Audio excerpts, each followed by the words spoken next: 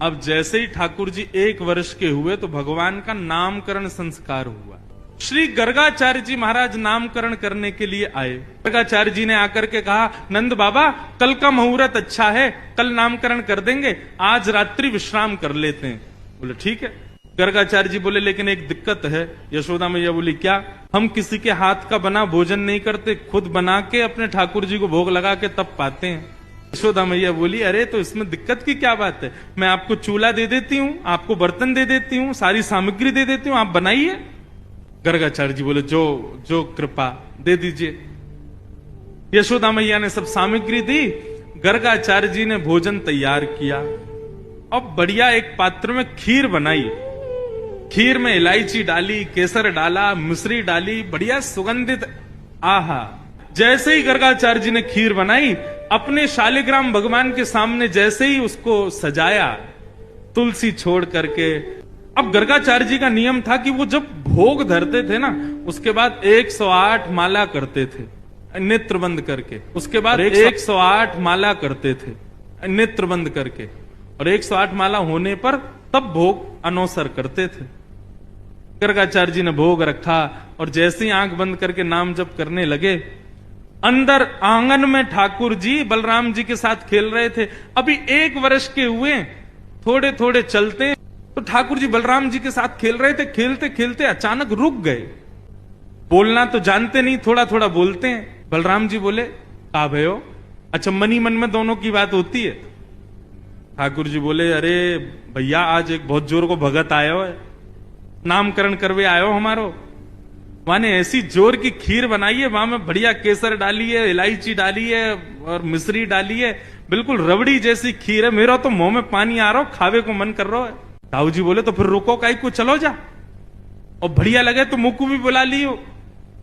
ठाकुर जी बोले ठीक है। गुटमुन गुटमुन गुटमुन चल के ठाकुर जी जैसे तैसे मटक मटक के बाहर पहुंचे, और यहां गर्गाचार्य जी बैठे थे, नाम जप कर रहे थे। आगे उनके शालिग्राम भगवान के सामने खीर रखी थी। ठाकुर जी ने उठाई और गोद में रख करके और बढ़िया प्रेम से पान लगे, मुंह पे पूरे पे लगा लियो, नाक पे लग गई। छोटे छोटे हाथ हैं ठाकुर जी के, प्रेम से पा रहे हैं। गर्गाचार्य जी के जैसे ही भजन पूर्ण हुआ, माला नीचे रख के जय हो मेरे शालिक। खीर कहां गई?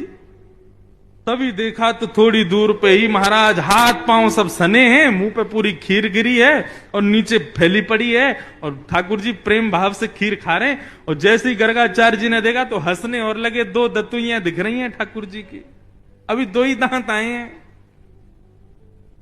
अरे यशोदा देख, तेरे लाला ने कहा कियो, मेरे ठाकुर जी को भोग झूठो कर दियो सबरो। यशोदा मैया दौड़ी दौड़ी आई, बोले बाबा बाबा बाबा नाराज मत हो, छोटो बालक है, आप क्षमा कर दियो। बोले देख पूरी खीर खा गए। बोले वो तो बहुत बड़ी सौभाग्य की बात है कि खीर खाई, नहीं तो ये शालिग्राम को गुलाब जामुन समझ के खा जाए। नंद बाबा तो अपने शालिग्राम भगवान छुपाते डोले, क्योंकि आपको ऐसा लगे ये खावे वाली वस्तु है। वो तो बाबा कृपा है कि आपने शालिग्राम खोली खिड़की, और खिड़की पकड़ करके अब 1 वर्ष के ठाकुर जी और गुस्सा में देख रहे हैं गर्गाचार्य जी को।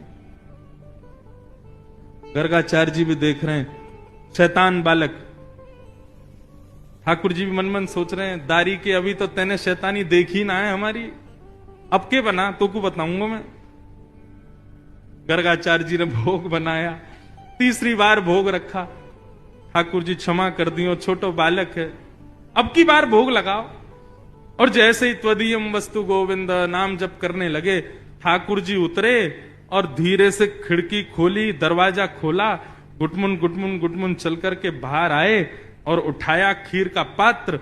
और जैसे ही पाने लगे, गर्गाचार्य जी को संदेह हो गया था कि कहीं बालक फिर से तो नहीं आ गया। जैसे ही नेत्र खोल करके देखा तो नन्हे से गोपाल जी के ही 4 भुजा प्रकट हो गई। शंख चक्र गदा पद्म ठाकुर जी ने अपने भुजाओं में धारण कर लिया। चतुर्भुज नारायण के रूप में नन्हे से बालक के रूप में ही प्रकट हो गए, और एक भुजा से तो स्वयं खीर खा रहे हैं और अपनी झूठे हाथ से ही गर्गाचार्य जी को खिला रहे हैं।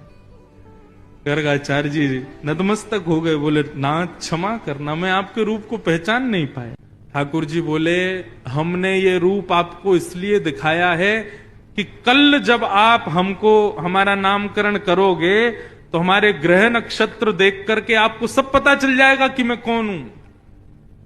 लेकिन ये सच्चाई हमारी मैया को मत बताना कि मैं कौन हूं। आपको छुपाना है कि मैं परमात्मा। मैया अभी मुझसे प्रेम करती है।